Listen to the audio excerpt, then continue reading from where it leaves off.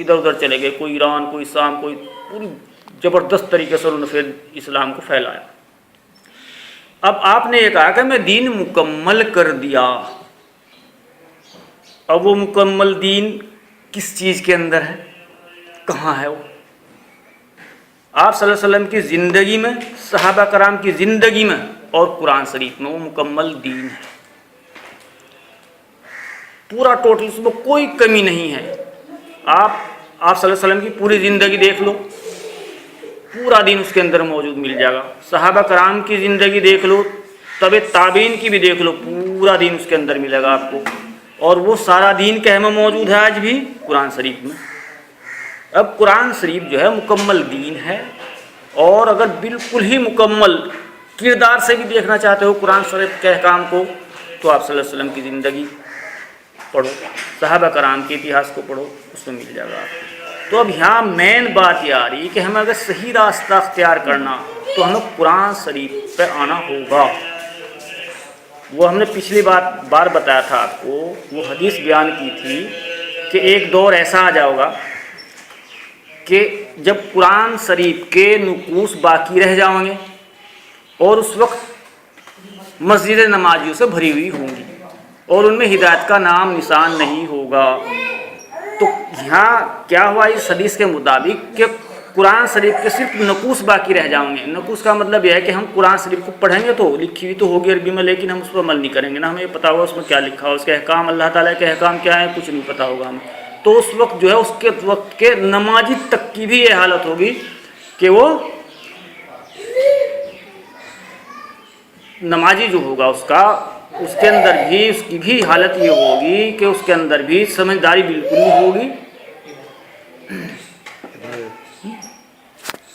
جب وہ نمازی بھی ہدایت سے خالی ہوں گے، عام آدمی تو بالکل ہی خالی ہوگا۔ تو یہ قرآن شریف ہی کی وجہ سے ہوگا کہ ہم قرآن شریف پہ عمل کرنا چھوڑ دیں گے، اس کے احکام کو ماننا چھوڑ دیں گے۔ احکام کو کب ماننا چھوڑ دیں گے کہ جب ہم پتہ ہی نہیں ہوگا کہ قرآن شریف کے اندر ہے کیا لکھا ہوا۔ پھر آگے کہا کہ اس وقت کے علماء دنیا پرست ہوں گے اور وہ بے علم ہوں گے۔ اب علماؤں کی کیا خوبی آ گئی یہاں کہ دنیا پرست ہوں گے، بے علم ہوں گے۔ دنیا پرست جو بھی عالم ہوگا وہ بے علم ہوگا۔ آج کی ہماری پوزیشن یہی ہے کہ ہم جو ہیں قرآن شریف کو چھوڑ دیا، عالموں کی لکھی کتابوں کو پورا عمل کر رہے، حالانکہ آپ صلی اللہ علیہ وسلم فرما رہے کہ وہ بے علم ہوگا، بے علم کی کتابوں کو پڑھ رہے۔ اللہ تعالیٰ نے قرآن شریف میں فرمایا کہ یہ کتاب جو ہے میں نے بڑی آسان بنائی قرآن شریف کو، تاکہ سبھی لوگ سمجھیں اور ہدایت پکڑیں۔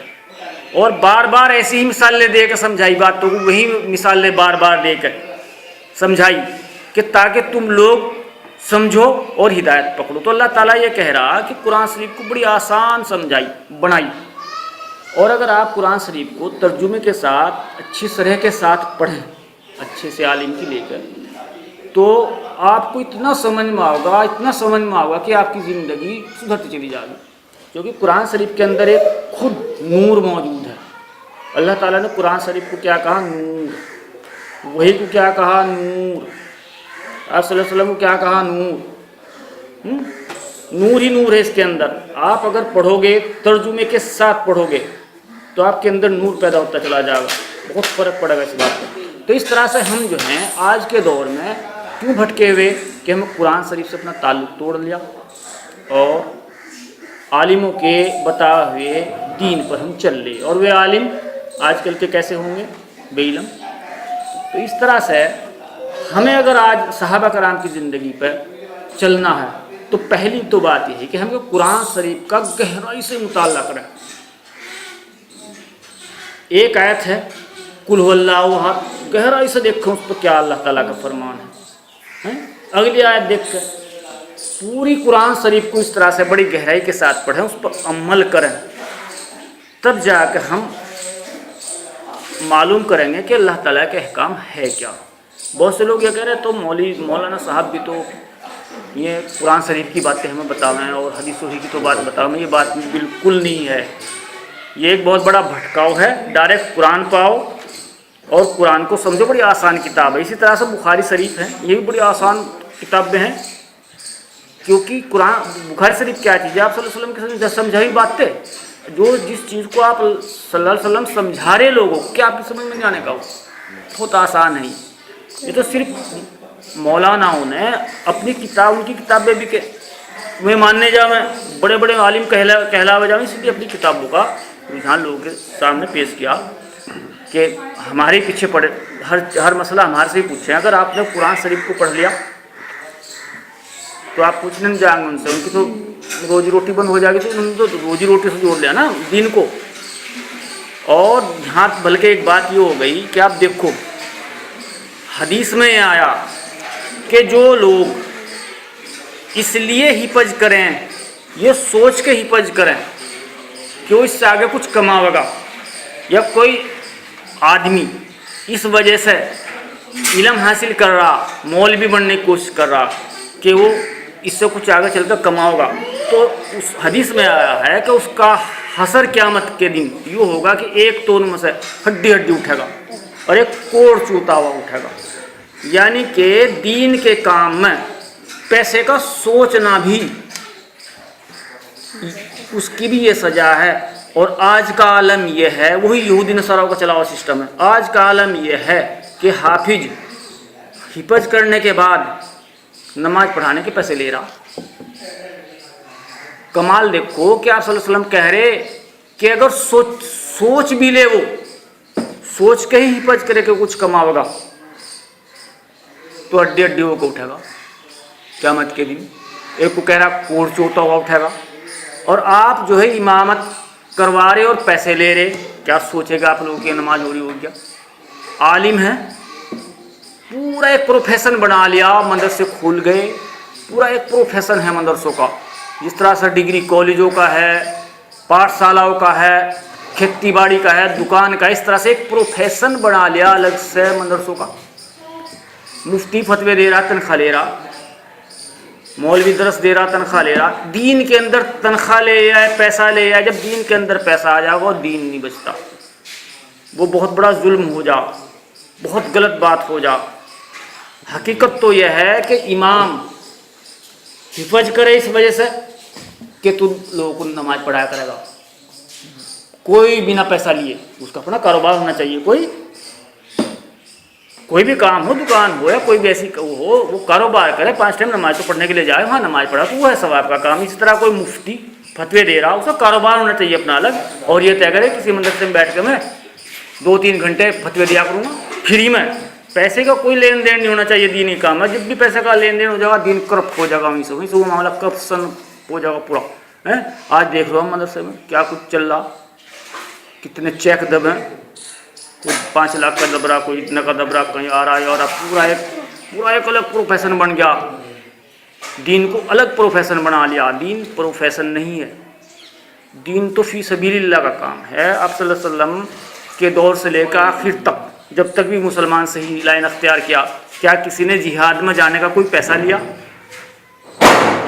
لگاؤ, یا کسی نے درس دینے کا کوئی پیسہ لیا ہو؟ کسی نے نہیں لیا. یا کسی نے امامت کرانے کا پیسہ لیا ہو؟ آپ صلی اللہ علیہ وسلم کے دور میں تو آپ صلی اللہ علیہ وسلم مسجد میں نماز پڑھایا کرتے, پھر ابو بکر صدیق پڑھایا کرتے, انہوں نے پیسے لیے کیا؟ آگے چل کے جو بھی ان کا بڑا ہوتا, جو بھی متقی پرہیزگار ہوتا, وہ نماز پڑھایا کرتا تھا.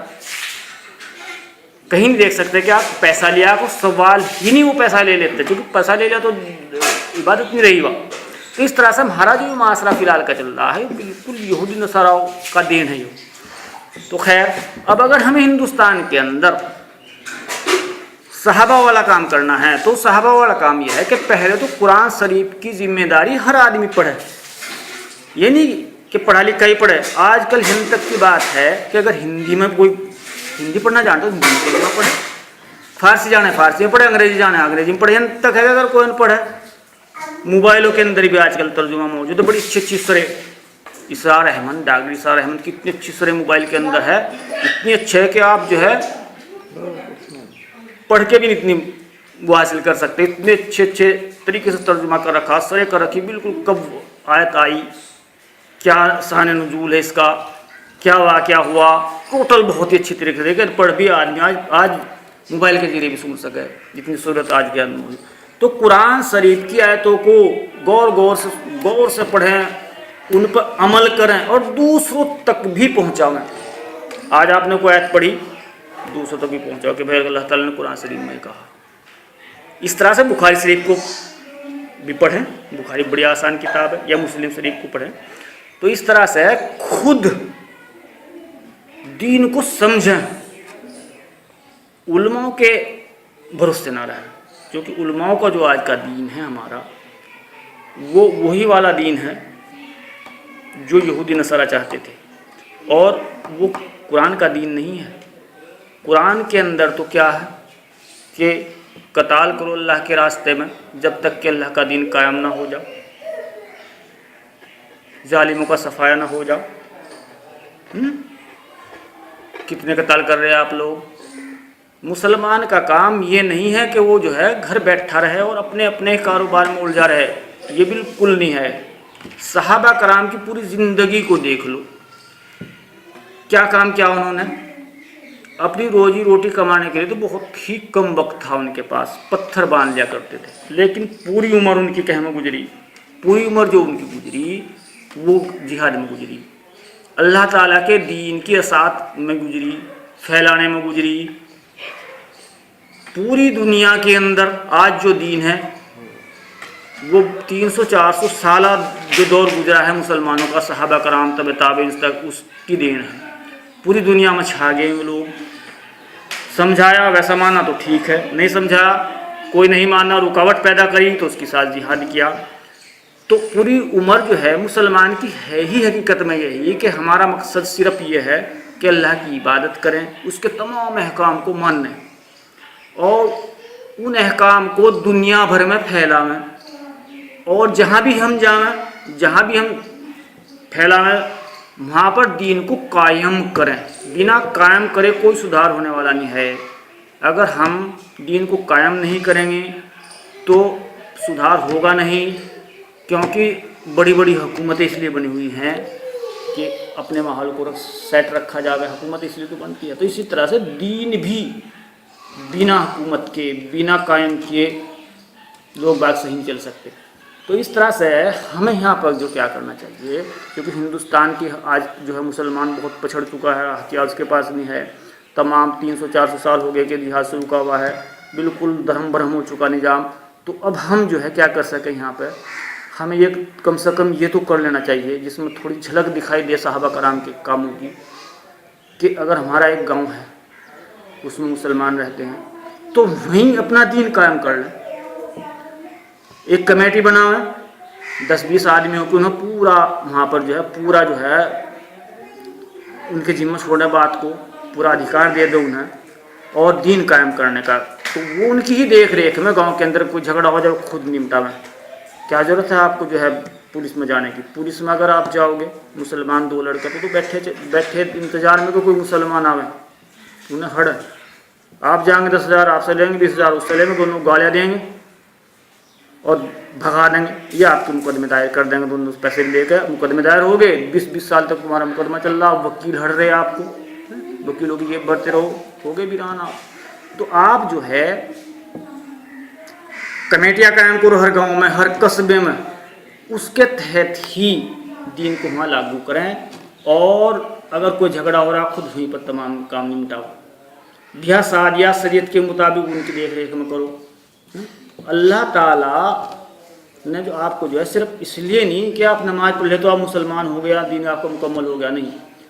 اللہ تعالیٰ نے کیا کہا قرآن شریف میں کہ جو لوگ اپنی زندگی کے فیصلے اللہ کے احکام کے مطابق نہیں کرتے وہی تو کافی ہے.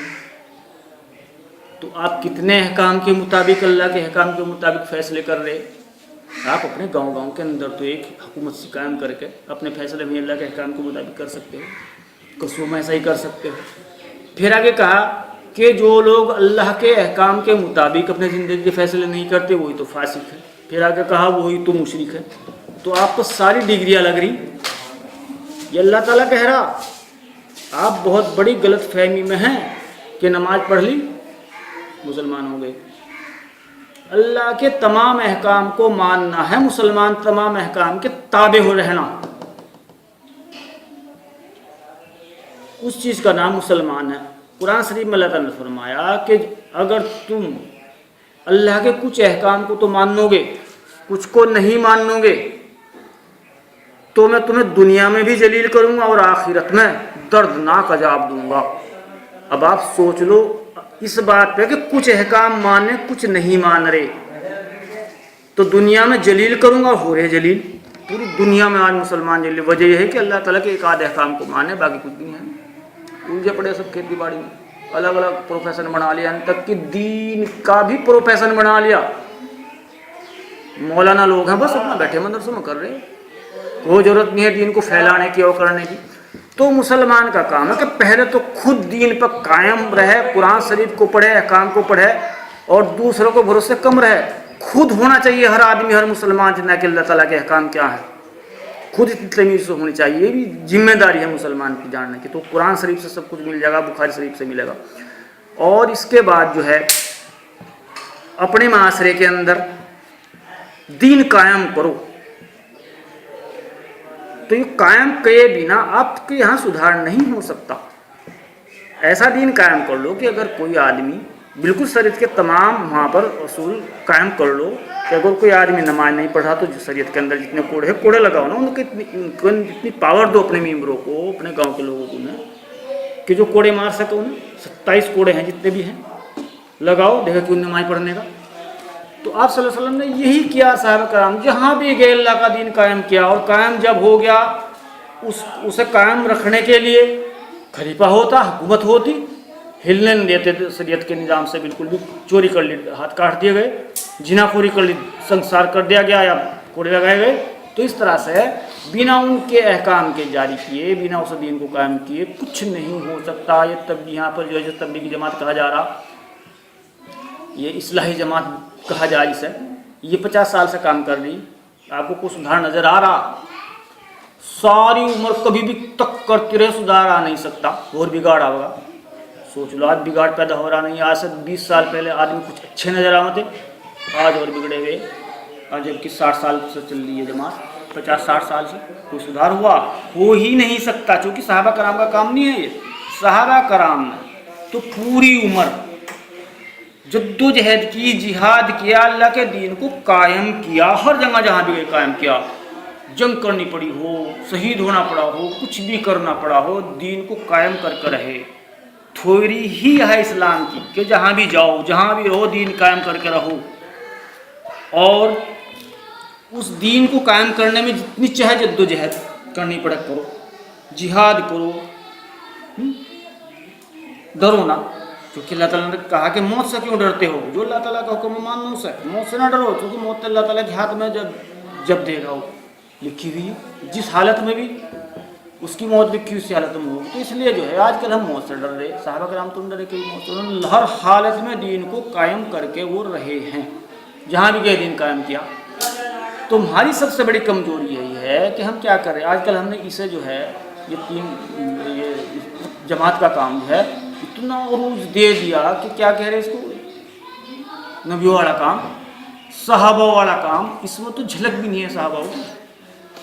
جھلک اس میں ملے گی آپ کو صحابہ کام کی، اگر آپ اپنے گاؤں کے اندر ایک کمیٹی بناؤ، دین قائم کرو، اس میں کتنی ہی جدوجہد کرنی پڑے، ٹھیک ہے آپس میں وہ بھی کرنا پڑے گا، کوئی نہیں ماننا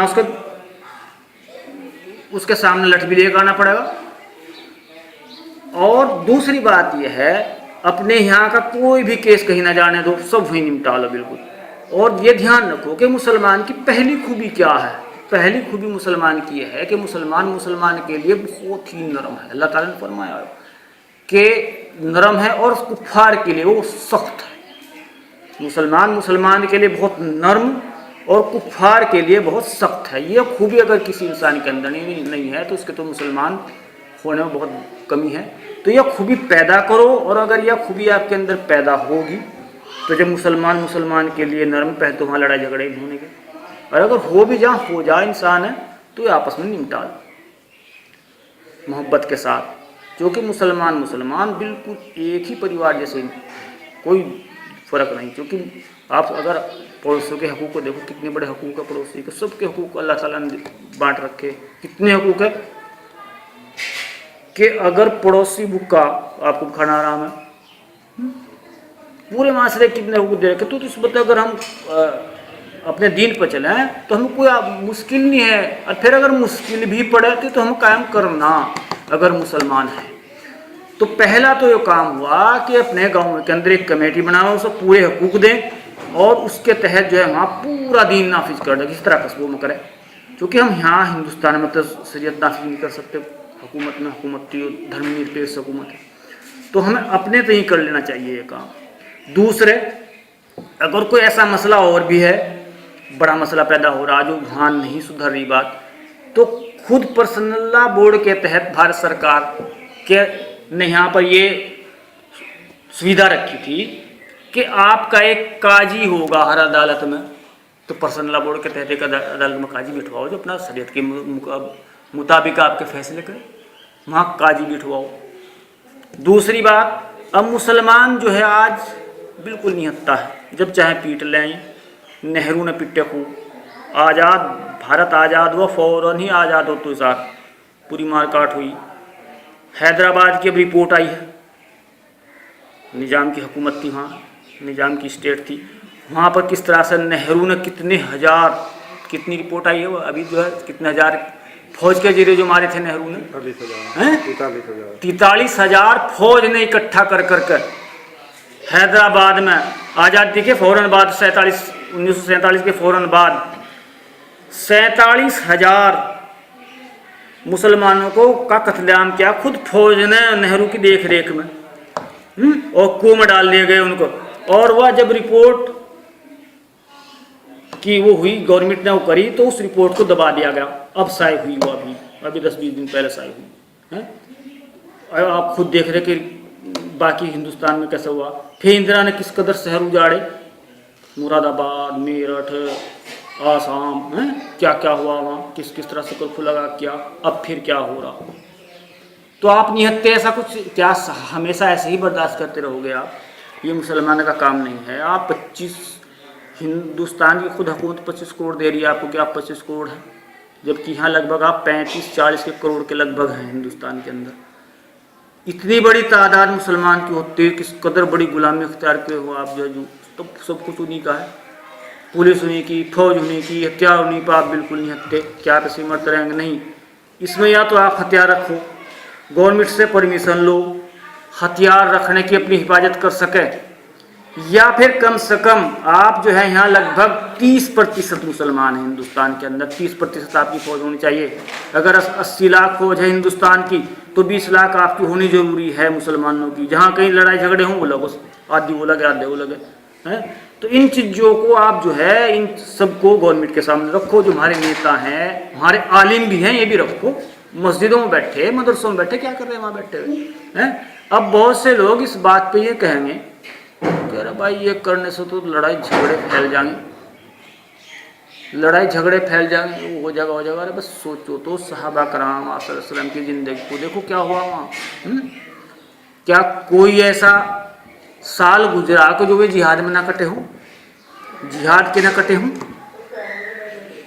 जिहाद ही में रहे होना है। तो जब आप हक की तलकीन लोगों को करोगे, हक पर लाओगे, अपने हकूक़ को मांगोगे, तो लड़ाई होगी। बेहतर है कि बिना लड़ाई के मान जाए सब लोग। बात रखो अपनी, जद्दोजहद करो। आप मुसलमान का ये काम नहीं है कि वो घर में बैठा हुआ अपने कारोबार में उलझाओ, बल्कि यह है कि अपने अंदर दीन को कायम रखो, अपने माशरे में दीन को कायम कर लो, और दूसरों तक भी अपनी बात पहुंचाओ, दूसरों तक भी अल्लाह का दीन पहुंचाओ। ये मुसलमान का काम है। अब मुसलमान को कह में उलझा लिया, यहाँ पर जो है इसमें उलझा लिया। 3 दिन के नाम लिखा जा रहा है, एक में दूसरे में जा पड़े, 3 दिन के बाद उन सारे साहबा वाला काम कर जाए। इसमें तो साहबा कराम के काम की झलक भी नहीं है बिल्कुल भी। काम तो काम, दाई बनो जो गैर मुस्लिमों को दीन की दावत दो। वेदों में, पुराणों में, उपनिषदों में इस कदर भरा पड़ा आप सल्लल्लाहु अलैहि वसल्लम के बारे में, दीन इस्लाम के बारे में, कि आप उन्हीं की किताबों से उन्हें समझाओ तो बहुत अच्छी तरह समझाएंगे लोग, बहुत अच्छी तरीके से। यहाँ तक है पुराणों के अंदर के इस्लाम धर्म के आने के बाद तमाम धर्मों का अंत हो जाएगा, आप पुराणों के अंदर मौजूद है। ऐसी ऐसी बातें हैं जो आप बड़े आसानी से उनके साथ कर सकते हो। तो इसलिए जो है संभल के चलो, बिल्कुल अंधाधुन होकर तकलीद मत करो दुनिया पर तालीमों की। उनके पास अब कुछ नहीं है, उन लोगों को सिर्फ चंदों का पता है, कहाँ से चंदा कितना मिल इकट्ठा हो सके, कहाँ से क्या मिल सके, कहाँ से कितना मिल सके, आपकी उनको कोई परवाह नहीं है। दूसरी बात कि अपने जो हैं कॉलेज खोल लो, बड़े बड़े यूनिवर्सिटियाँ खोल लो, उन कॉलेजों के अंदर कुरान की भी तालीम होनी चाहिए और साइंस की भी तालीम होनी चाहिए, दोनों बराबर तालीम चलनी चाहिए, ताकि हमारे जो है बच्चा वो मौलवी भी बन जा, दीन का भी इल्म उसके पास हो जा और साइंस में भी तरक्की कर जाए। क्योंकि हमें मुसलमान को आज सबसे ज़्यादा जरूरत साइंस की ही है।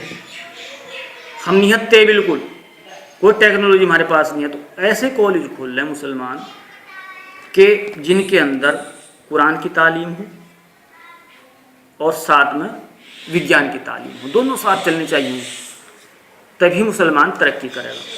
और जो बड़े बड़े पैसे वाले लोग हैं मुसलमान, वो बड़ी बड़ी इंडस्ट्रियाँ खोल रहे हैं, 20-20, 30-30 आदमी होकर 20-20, 30-30 लाख रुपए लगाकर इंडस्ट्रियाँ खोल रहे हैं कि तरक्की करो हिंदुस्तान के अंदर और हर तरीके से तरक्की करो और दुनिया के पीछे मत चलो, पीछे मत पड़ो। क्योंकि दुनिया का पीछे पड़ने का मतलब ये है कि अगर मान लिया कि आप जो है इस तरह इसलिए इंडस्ट्री लगा रहे कि हम मुसलमानों की तरक्की हो, दीन फैलाएंगे, तो वो बेहतर है। अगर आप सिर्फ वो तरक्की अपने लिए चाह रहे हैं कि अपने मकान बना लेंगे, दुकान बढ़ा लेंगे, अपना कारोबार बढ़ा लेंगे, वो बिल्कुल मुसलमान का काम नहीं है। तो आप जद्दोजहद करो दुनिया में भी, लेकिन इस तरह की जद्दोजहद करो कि जिससे मुसलमानों को फ़ायदा हो, मुसलमान की तरक्की हो। उस पैसे को आप मुसलमानों की बहबूदी के लिए लगाओ, अल्लाह के दीन को फैलाने के लिए लगाओ। इसलिए पैसा भी अगर कमा रहे तो कमाओ अपनी जाति वफात के लिए। अगर पैसा आप कमाओगे तो उसके लिए तो, और उसे रखोगे तो उसके लिए तो अल्लाह ताला फरमा रहे वैलुल लिकुल्लि हुमज़तिन लुमज़तिन लज़ी जमा मालहु अद्ददहु यहसबुन मालहु अख़लदा। उनके लिए देखो जो माल जमा करें और बैंक बैलेंस बना में गिन कर रखे हैं, उन्हें तो अल्लाह ताला जहन्नुम में ठोकेगा, जहन्नुम में जाएंगे। तो इस तरह से जो है अपने जाति मामले के लिए हम दुनिया हासिल नहीं करनी चाहिए। हमें चाहिए कि हम इसलिए करें कि ताकि हम आज साइंस में तरक्की करें, इसलिए हमें जद्दोजहद की ज़रूरत है दुनिया की। और आज अमेरिका है, अमेरिका के पास एक से हथियार, मुसलमान का कुछ नहीं है, तो हमें अमेरिका का भी मुकाबला करना है। अमेरिका ने दुनिया तबाह कर दी मुसलमानों की है। तो इस तरह से हमें एक साथ दोनों चीज़ लेकर चलनी है। और हमने आज की कल हमारी सबसे बड़ी कमी क्या होगी कि हम अलग अलग प्रोफेशन बना लिया। हमें कोई खेती बाड़ी करा, उसे और किसी चीज़ का कुछ इल्म नहीं है, ना दीन का इल्म है ना बाकी और चीज़ों का इल्म है। तो हर अपने अपने प्रोफेशन में उलझा हुआ है। जबकि मुसलमान का जो है ये नहीं, अगर एक आदमी खेती बाड़ी करा तो उसको अपने जो है कुरान का भी इल्म होना चाहिए कि कुरान में क्या लिखा हुआ है, मुझे कैसे चलना। तो अपने तय खुद इस एतमाद पैदा करो, खुद तरक्की करो, खुद सोचो, कुरान शरीफ को जो है पढ़ो, एक आयत को समझ कर